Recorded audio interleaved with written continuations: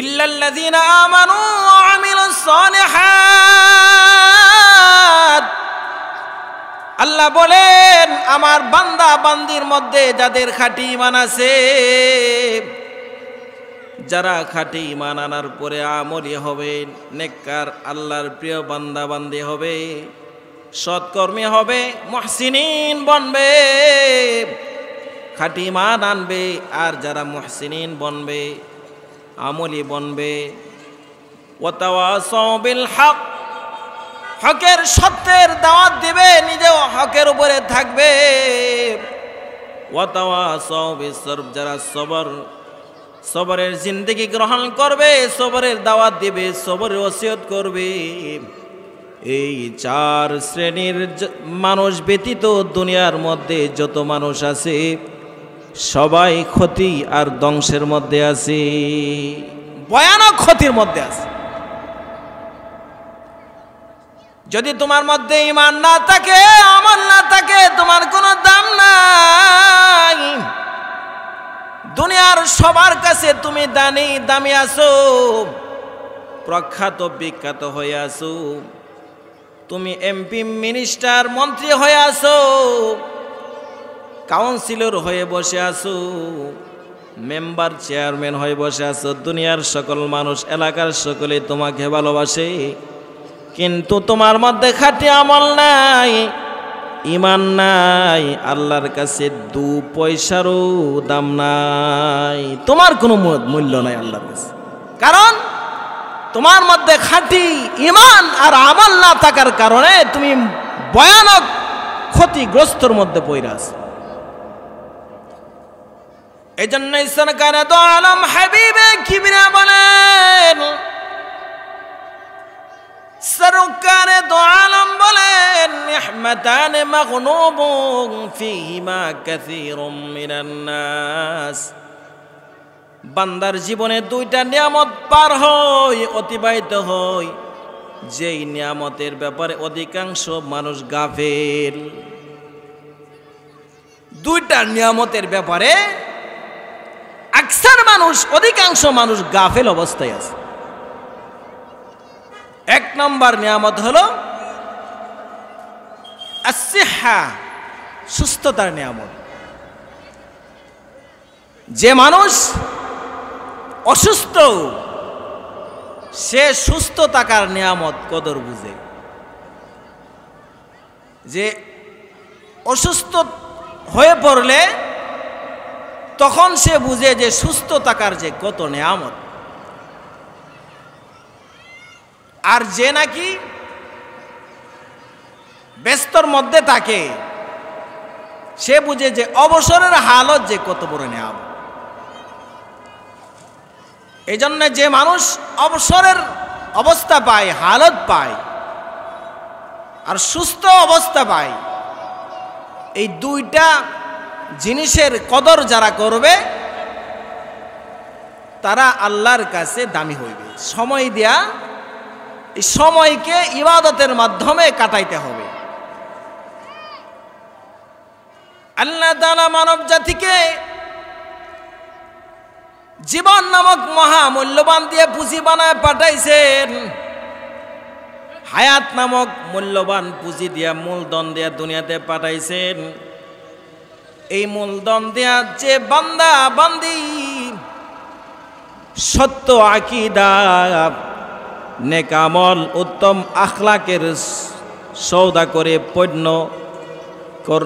আখিরাতের পণ্য কিনবে, ওই মানুষটা আল্লাহর কাছে সবচাইতে দামি, আর সে কামিয়াবি হাসিল করবে।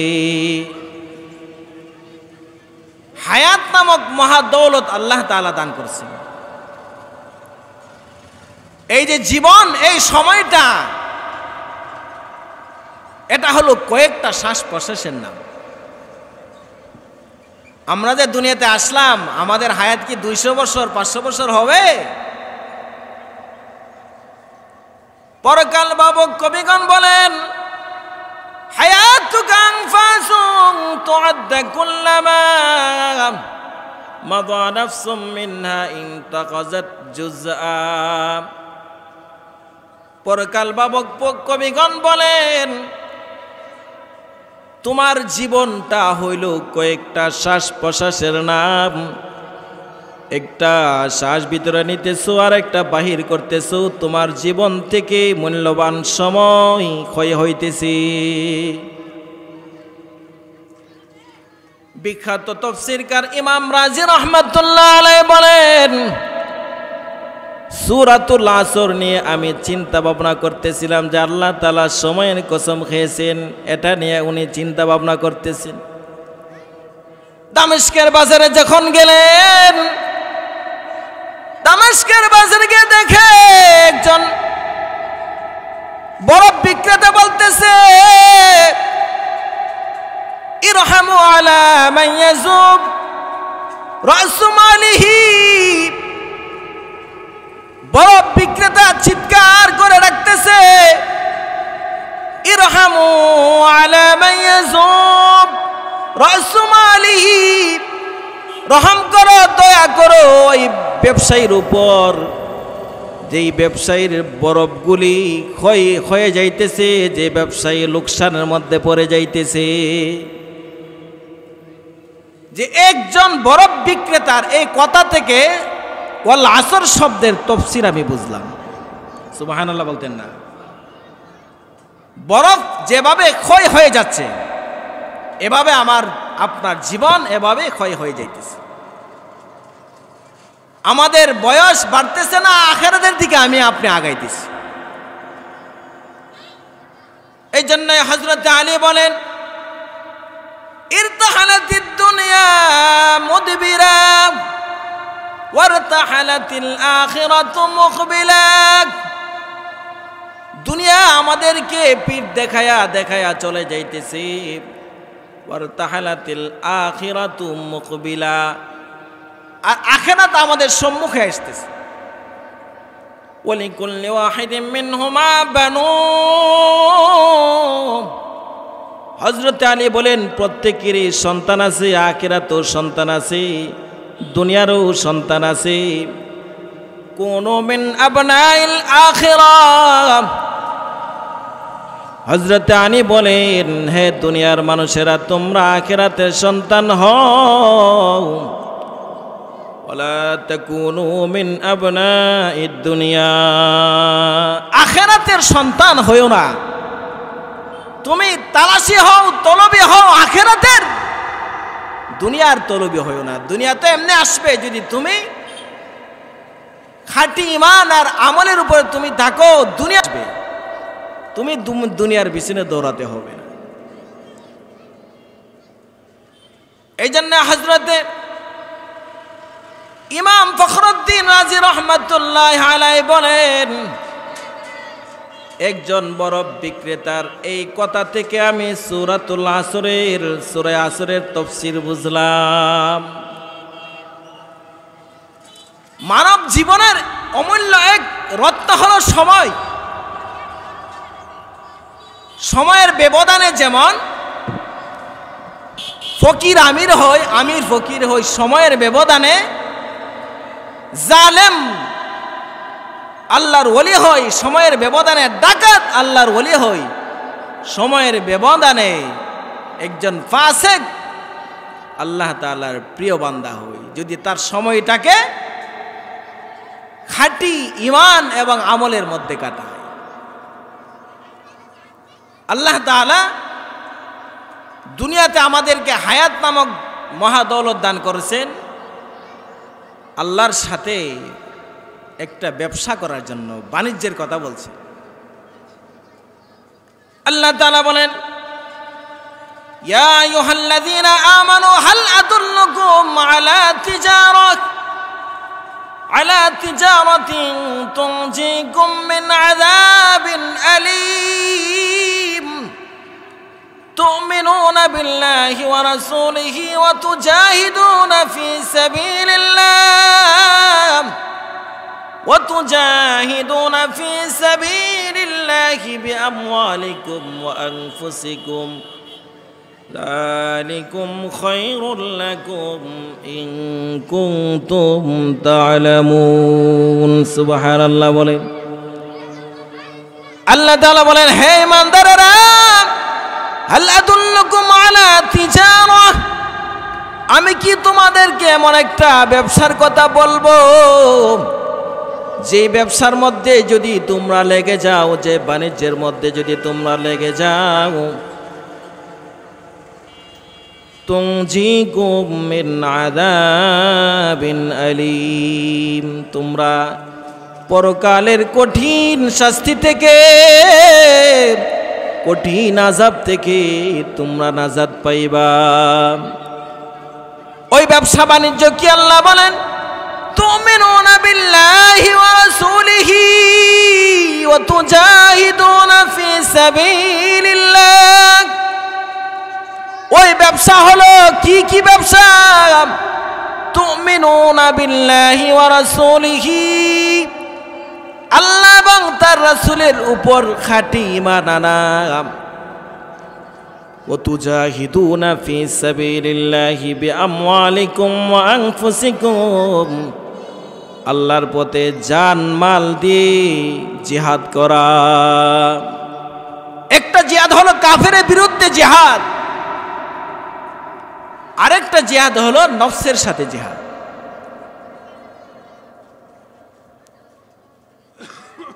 আল্লাহ নবী সরকার দু আলম বলেন, আল মুজাহিদু মান জাহাদা নাফসাক। সরকার দু আলম বলেন, প্রকৃত মুজাহিদ হইল সেই মুজাহিদ যে নফসের সাথে মুজাহাদা করে। নফস চাইল নামাজ না পড়তে, নামাজ পড়লাম, নফসের সাথে মুজাহাদা হইল। নফস চাইল যে হারাম ভাবে মাল সম্পদ উপার্জন করতাম, কিন্তু না, নফসকে আমি বিরত রাখলাম। সারাদিন হালাল ভাবে প্রয়োজনে 500 টাকা রুজি করব, তবু হারামের পথে যাইব না। নফস বলে 500 টাকাটা কি হবে, প্রতিদিন তোমার দরকার 2000। হালাল হারামের পরোয়া কইরো না। কিভাবে আসলো হারাম, কিভাবে আসলো হারাম ভাবে, কিভাবে আসলো হালাল ভাবে চিন্তা করো না, শুধু জমানি চিন্তা হলো শুধু জমানি। নফস এই ধোঁকা দেয়। আল্লাহর পেয়ারা মুমিন বান্দা যারা যারা মরতে মুমিন, যারা প্রকৃত মুজাহিদ, সে চিন্তা করবে না মনে চাইলে হারাম ভাবে আমি সম্পদ জমা করতে পারি না। হাসরের ময়দানে বলা হবে, ওয়ান মালিহি মিন আইনা ইকতাসাবাহু ওয়া ফিমা আনফাকাহু। মুমিন বান্দা চিন্তা করবে, আমি যে কোনোভাবে আমি সম্পদ উপার্জন করি, হালাল হারাম যদি চিন্তা না করি, আমার এই সম্পদ সম্পর্কে হাসরের ময়দানে আল্লাহ জিজ্ঞাসা করবে। বান্দাকে জিজ্ঞাসা করা হবে মাল সম্পর্কে, ওয়ান মালিহি মিন আইনা ইকতাসাবাহু ওয়া ফিমা আনফাকাহু। ওই মাল কিভাবে উপার্জন করছো, হালাল ভাবে নাকি হারাম ভাবে?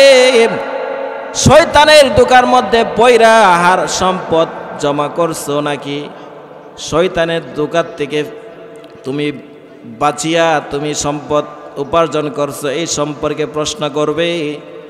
হালাল ভাবে সম্পদ উপার্জন করছো নাকি হারাম ভাবে উপার্জন করছো, প্রশ্ন করবে। শুধু তা নয়, যে সম্পদ উপার্জন করেছো, জমা করছো, তা কোন কাজে, কিভাবে, হারাম পথে ব্যয় করছো নাকি হালাল পথে ব্যয় করছো? এই চিন্তা চেতনা যে মুমিনের কলবে থাকবে, এই মুমিন নফসের সাথে মুজাহাদা করে চলে। নফস চাইলেই সব কিছু করা যাবে না। এজন্য আল্লাহ তাআলা বলেন, তুমিনুনা বিল্লাহি ওয়া রাসূলিহি ওয়া তুজাহিদুনা ফি সাবিলিল্লাহ ওয়া তুজাহিদুনা ফি সাবিলিল্লাহি বিআমওয়ালিকুম ওয়া আনফুসিকুম যালিকুম খায়রুল লাকুম ইন কুনতুম তা'লামুন। একটা জিহাদ হলো সরাসরি কাফেরের বিরুদ্ধে জিহাদ করা, আরেকটা জিহাদ হলো আমি নফসের সাথে জিহাদ করা। আল্লাহ তাআলা বলেন, যে ব্যবসার কথা বললাম, যালিকুম খায়রুল লাকুম, এটা হলো তোমাদের জন্য উত্তম, শ্রেষ্ঠ, দামি জিনিস। ইন কুনতুম তা'লামুন, যদি তোমরা প্রকৃত বুঝে থাকো। জিহাদ করবে যখন কোনো বেঈমান বেদিন ইসলামের বিরুদ্ধে আঘাত করবে, মুসলমানের বিরুদ্ধে যখন আঘাত করবে, তখন ওই কাফেরের বিরুদ্ধে জিহাদ করা ফরজ।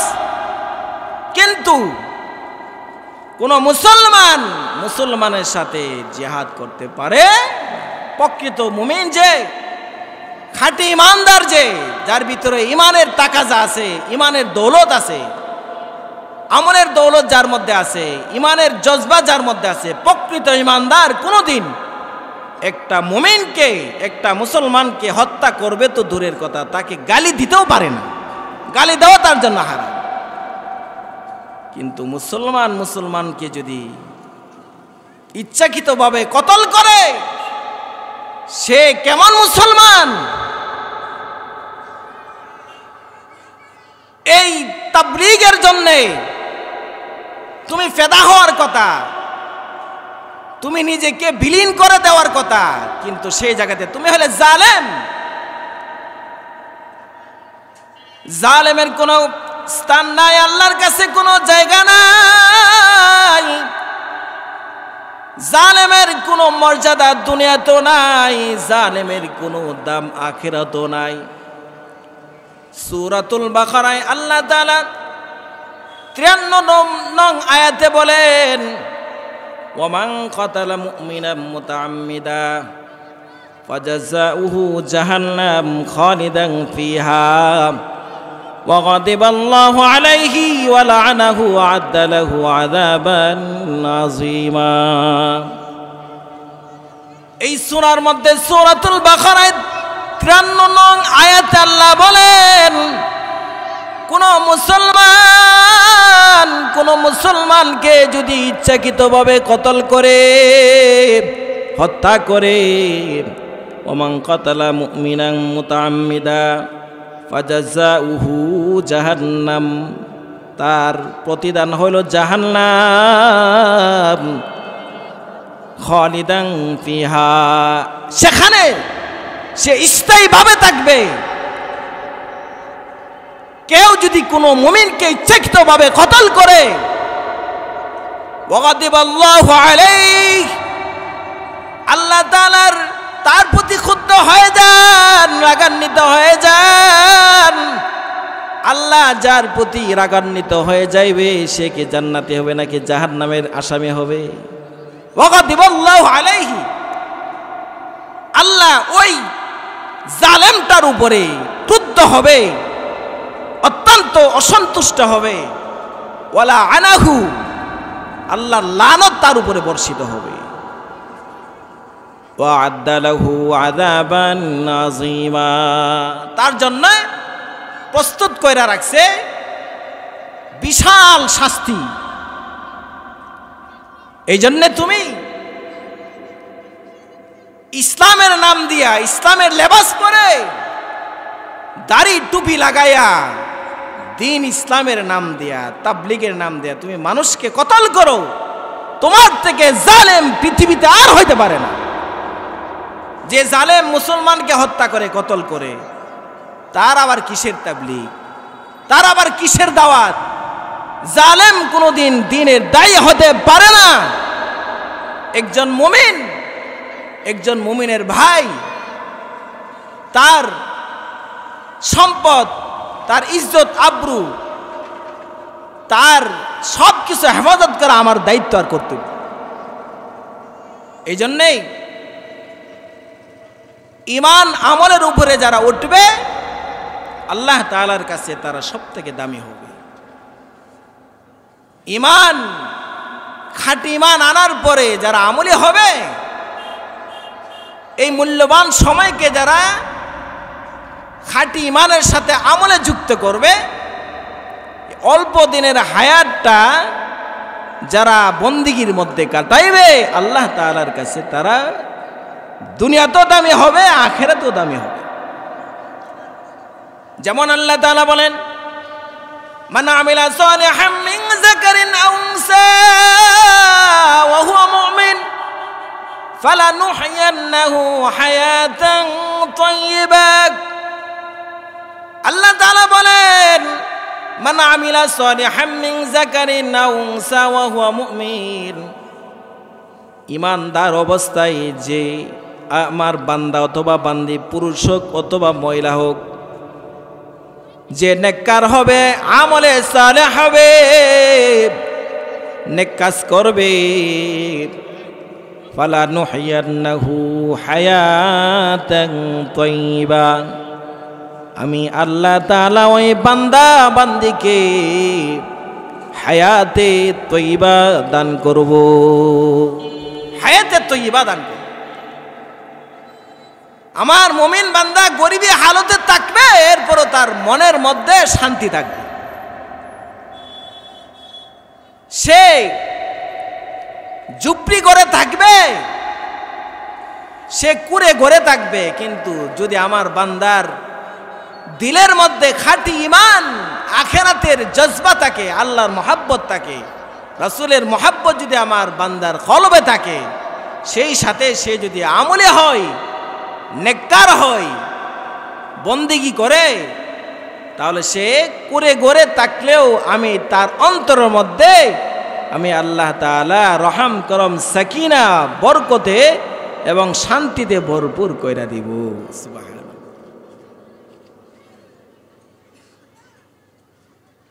দর জওয়ানি তওবা করদান, দর জওয়ানি তওবা করদান, শিওয়ায়ে পয়গম্বরি, वक्त पीरी गिरगे जालिम, वक्त पीरी गिरगे जालिम, मिशवाद परहेजगारी। अल्लाह नबी सरकार दो आलम बोलेन, निअमतान मगनूबुन फीहिमा कसीरुम मिनल नास, দুটি নিয়ামত এমন আছে যে দুইটা নিয়ামতের ব্যাপারে অধিকাংশ মানুষ গাফেল অবস্থায় আছে, উদাসীন অবস্থায় আছে। আসিহাতু ওয়াল ফারাগ, এ আমার উম্মত, তুমি এখন সুস্থ অবস্থায় আছো, জানা নাই কোন সময় তুমি অসুস্থ হবে। সুস্থ অবস্থাকে তুমি কদর করো অসুস্থ হওয়ার আগে। এই জন্য কবি বলেন, দর জওয়ানি তওবা করদান, শিওয়ায়ে পয়গম্বরি, ওয়াক্তে পীরি গুরগে জালিম, ওয়াক্তে পীরি গুরগে জালিম, মিশাওয়াদ পরহেজগারি। তোমার জওয়ানি থাকতে তুমি তওবা করো, জওয়ানি থাকতে তুমি বন্দেগী করো। যখন তোমার জওয়ানি শেষ হয়ে যাবে, তখন বন্দেগী করার যে স্পিরিট, যে শক্তি, সেই শক্তি আর থাকবে না। अगर खाही रज़े हक अदा कुन, बंदगी कुन, बंदगी कुन, बंदगी। তুমি যদি রবের সন্তুষ্টি পাইতে চাও,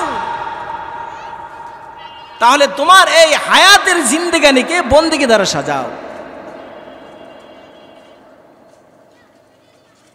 বন্দেগী কুন, বন্দেগী কুন, বন্দেগী, জিন্দেগি বে বন্দেগি শর্মিন্দগি। এ দুনিয়ার মানুষেরা, তোমরা সকলে বন্দেগি করতে থাকো। জীবন নামক, হায়াত নামক দৌলত জাল্লা দান করেছেন, শুধু খাওয়ার জন্য না, শুধু পড়ার জন্য না, ঘুমানোর জন্য না। আল্লাহ তাআলা দুনিয়াতে পাঠাইছেন ঈমান দিয়া। খাঁটি ঈমান আনার পরে ঈমানের সাথে আমলকে যুক্ত করতে হবে। ঈমানের সাথে আমলকে যারা যুক্ত করবে,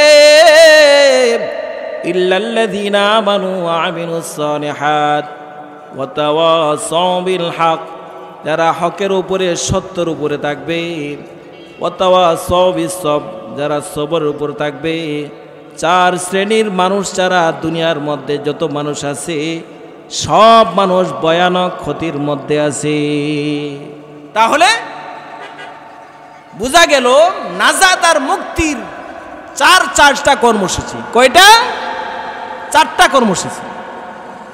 4টার ভিতরে যারা আছে তারা দামি সফলকাম, 4টার বাহিরে যারা আছে তারা মহা ক্ষতির মধ্যে, ভয়ানক লোকসানের মধ্যে আছে।